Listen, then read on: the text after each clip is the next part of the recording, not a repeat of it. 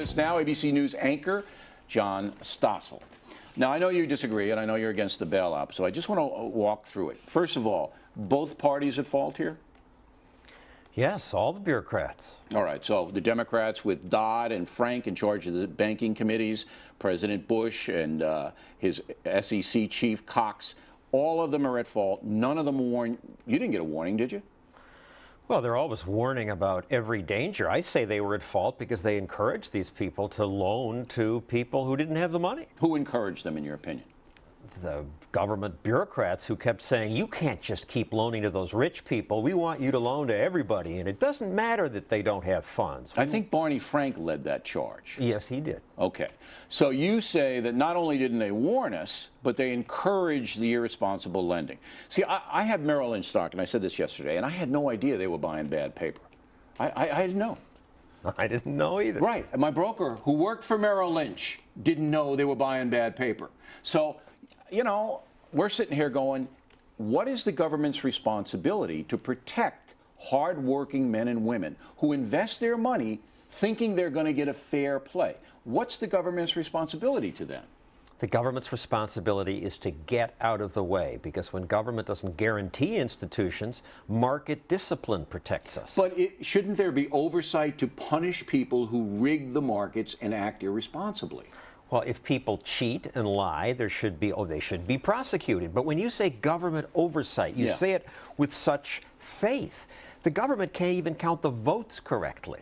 You think I don't have any faith, but Cox, the head of the SEC, which is an enforcement agency, knew that these bad mortgages were being bundled and sold to Lehman Brothers. He knew it. He freely admits he knew it, but said and did nothing. It's his job to come out and say, and President Bush's job, hey, Merrill Lynch and Lehman Brothers are putting all their investors, you, in danger because they're trafficking in bad paper, isn't it?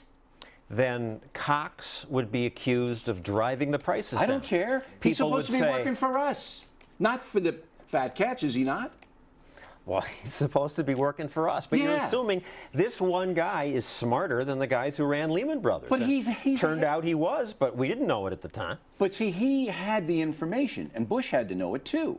All right? Lots of people have the information. Everybody was interpreting it differently. Did anybody call you up at 2020 and say, hey, Stossel, you know, there might be an economic disaster here. I want to go on with you and tell the folks why they're trafficking in bad paper. Did anybody do that? Plenty of people, actually. Nobody did it to me. Somebody wanted to come on and tell you that? Yeah, all the time.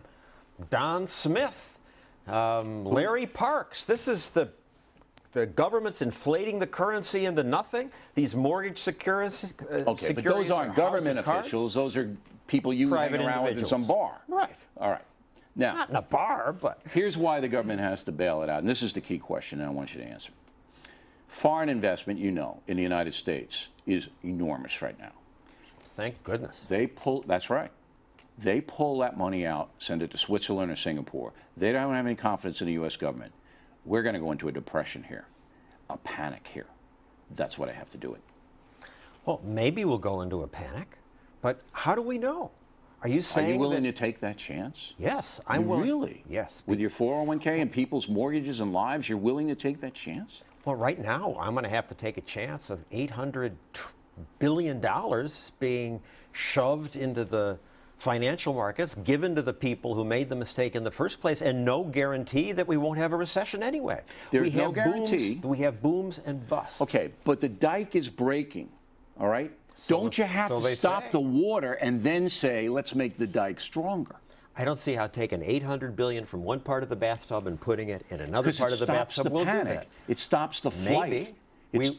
Well, it's the only option we have, unless let it go. It's either let it go or shore it up. And we don't know if we let it go, if these people wouldn't find other ways, new people to lend money to, if the people who make good ideas. See, I can't. When Warren Buffett says, Warren Buffett, this is economic Pearl Harbor, I got to go with him. I'll give it the last word. Well, I agree. When the politicians say we're all going to be in trouble, I don't give it much regard. But when Henry Paulson and people like that say it's a crisis, it gives me pause. It is a crisis. But crisis is the friend of the state, and they have always used this as an excuse to give them more power and more of our money.